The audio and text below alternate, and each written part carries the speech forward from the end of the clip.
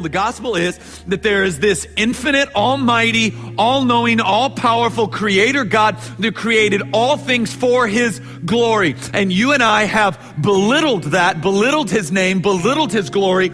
Every one of us have at one time or another, or actually currently, believe that our way is better than God's. We fail to acknowledge, give him glory for the gifts he's given us. We question his rule and his authority, while at the same time doing that with the brain he gave us and holds together, and the lungs and the air that he gave us to breathe with. This is the great blasphemy of the universe. So we've all belittled God, and God, being just, right, and holy, is not going to allow the belittlement of his name. God then, not being able to spare wrath, sends Christ in the flesh and crushes him.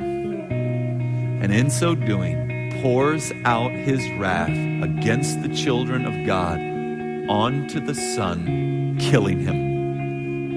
Then God raises him from the dead, and that same power that raised Christ from the dead is now at work in those who would believe.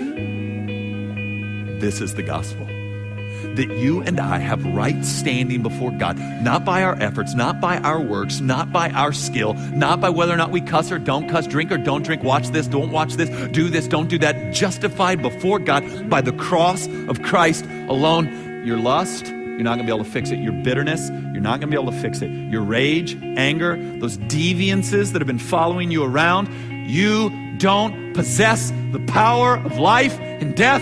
You can't resurrect anything. Christ can. That's the good news. That's why we don't celebrate us. That's why we continually celebrate him.